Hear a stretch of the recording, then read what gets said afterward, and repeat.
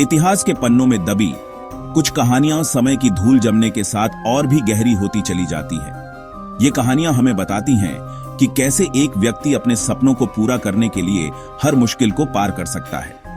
आज हम एक ऐसे ही असाधारण शहजादे की कहानी सुनेंगे जिसके जीवन में साहस, महत्वाकांक्षा और विजय की अद्भुत गाथा छिपी है, जिसका जन्म मध्य एशिया की एक छोटी सी रियासत में हुआ, जहां पहाड़ और रेगिस्तान मिलते थे और जहां हर तरफ खतरे और अवसर दोनों मौजूद थे, लेकिन जिसके सपनों ने उसे हिंदुस्तान का बादशाह बना दिया।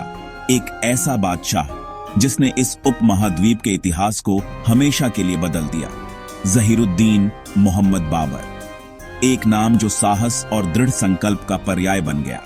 बाबर का जन्म 14 फरवरी 1483 को फरगना घाटी में हुआ था, जो उस समय एक महत्वपूर्ण व्यापारिक और सांस्कृतिक केंद्र था। यह घाटी, जो आज के उज्बेकिस्तान में है, अपनी उपजाऊ भूमि और रणनीतिक स्थिति के लिए जानी जाती थी।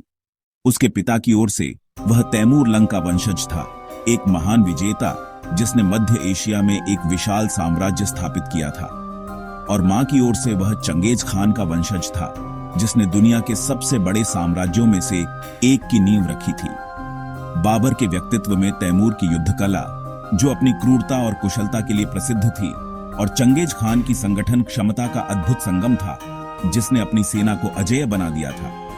उसे विरासत में सिर्फ एक छोटी सी जागीर नहीं मिली थी जो उसके पूर्वजों ने उसे सौंपी थी, बल्कि दुनिया जीतने का अदम्य हौसला मिला था, एक ऐसा सपना जो उसे हमेशा आगे बढ़ने के लिए प्रेरित करता रहा। यह दोहरी विरासत उसके लिए गर्व का प्रतीक थी, जो उसे अपने पूर्वजों की महानता की याद दिलाती थी, लेकिन साथ ही एक बहुत बड़ी चुनौती भी थी।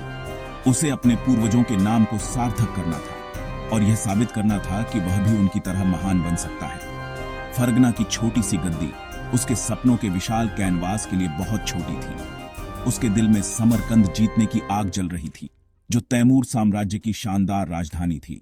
यहीं से बाबर के असाधारण जीवन की रोमांचक शुरुआत होती है, एक ऐसा जीवन जो उसे इतिहास के पन्नों में अमर कर देगा। संघर्ष, हार, जीत और अनगिनत बाधाओं से भरा हुआ, और अंत में एक अमर साम्राज्य की स्थापना जो सदियों तक भारत पर राज करेगा। बाबर की कहानी हमें सिखाती है कि जीवन में कुछ भी असंभव नहीं है, कि कठिन परिस्थितियों में भी बुलंद इरादे और अटूट विश्वास से किस्मत को बदला जा सकता है।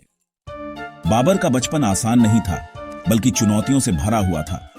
11 साल की उम्र में पिता की मृत्यु के बाद उसके जीवन में एक बड़ा बदलाव आया। फरगना की जिम्मेदारी उस पर आ गई। इतनी कम उम्र में उसे एक शासक की भूमिका निभानी पड़ी। उसके रिश्तेदार और पड़ोसी उसकी रियासत पर कब्जा करने को तैयार थे। हर तरफ खतरे मंडरा रहे थे, लेकिन बाबर ने फौलादी इरादे दिखाए। उसने हार नहीं मानी और अपनी रियासत को बचाने का फैसला किया। उसने कम उम्र में ही सीखा कि सिंहासन का रास्ता कांटों से भरा है, यह आसान नहीं होता और हर कदम पर मुश्किलें आती हैं। ताकत के साथ बुद्धि भी चाहिए, केवल शारीरिक शक्ति से नहीं बल्कि दिमाग से भी लड़ना होता है। बाबर ने कई लड़ाइयां लड़ी, हर लड़ाई में उसने कुछ नया सीखा। समरकंद को 2 बार जीता, लेकिन दोनों बार खो दिया। यह जीत और हार का खेल चलता रहा। एक समय उसके पास न राज्य था, न सेना, न ठिकाना। वह बेघर होकर इधर उधर भटकने को मजबूर हो गया था। इन हारों ने उसे तोड़ा नहीं, बल्कि मजबूत बनाया। हर हार के बाद वह और भी शक्तिशाली बनकर उभरा। उसने सीखा कि युद्ध में रणनीति, धैर्य और सही समय का इंतजार जरूरी है। जल्दबाजी में लिए गए फैसले अक्सर गलत साबित होते हैं। बाबर ने जीवन के युद्ध क्षेत्र में असली ज्ञान पाया। अनुभव ही सबसे बड़ा शिक्षक होता है। वफादार साथी ही असली ताकत है। अकेले लड़ने से बेहतर है कि साथ मिलकर लड़ा जाए। संघर्षों ने बाबर को एक कुशल योद्धा और समझदार नेता बनाया, जिसने गिरकर फिर उठना सीखा। यही उसकी सबसे बड़ी उपलब्धि थी। फरगना और समरकंद में असफलताओं के बाद बाबर ने दक्षिण पूर्व की ओर देखा।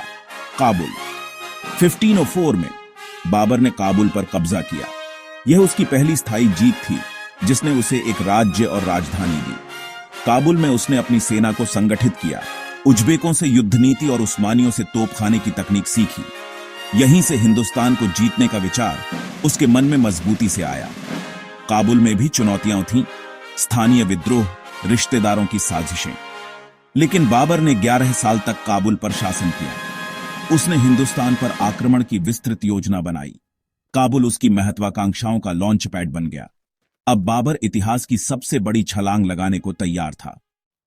काबुल में अपनी स्थिति को और भी मजबूत करने के बाद बाबर ने अपने साम्राज्य को विस्तार देने की दिशा में एक महत्वपूर्ण कदम आगे बढ़ाया। उसने अपने वफादार सैनिकों को संगठित किया, अपनी सेना को सुदृढ़ किया और अब उसका ध्यान एक नए लक्ष्य की ओर केंद्रित था। बाबर का ध्यान अब हिंदुस्तान पर था। वह इस उपमहाद्वीप की अपार संपत्ति और राजनीतिक अस्थिरता से अवगत था और उसने इसे अपने साम्राज्य का विस्तार करने के लिए एक सुनहरे अवसर के रूप में देखा। उस समय दिल्ली सल्तनत की स्थिति बिखरी हुई थी।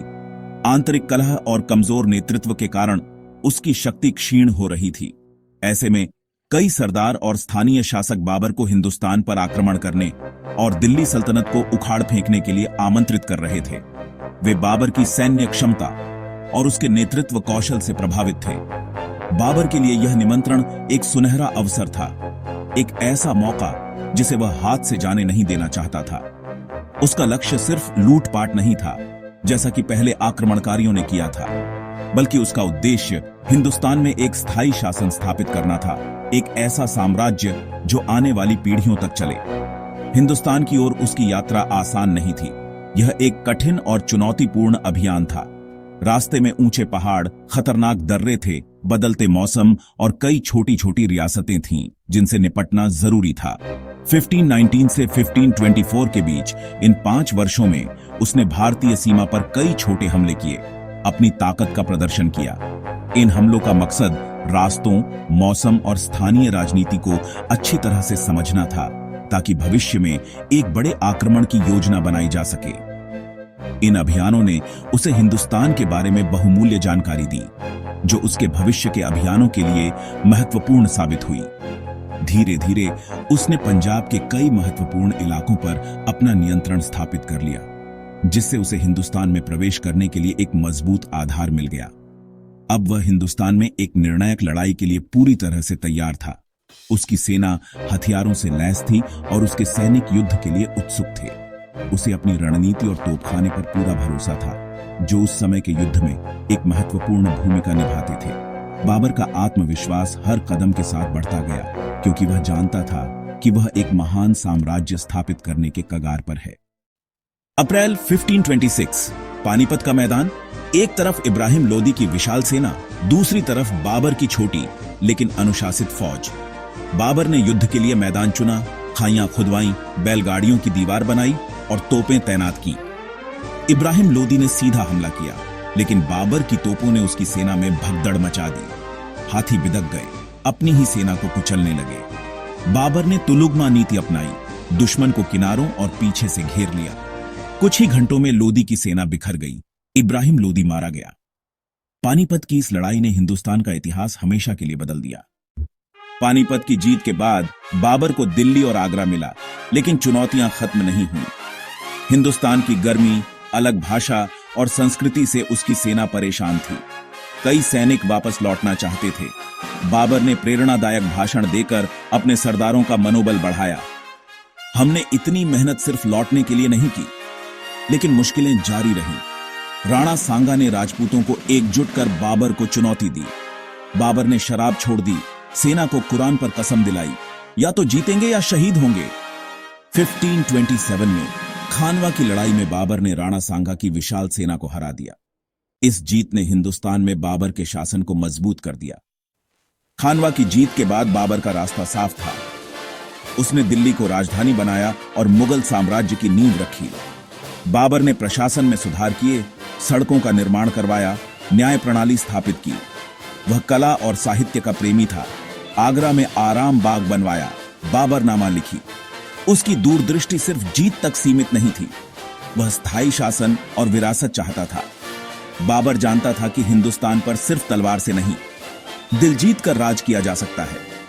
26 दिसंबर 1530 को बाबर की मृत्यु हुई, लेकिन उसने एक ऐसा साम्राज्य छोड़ा जो सदियों तक कायम रहा।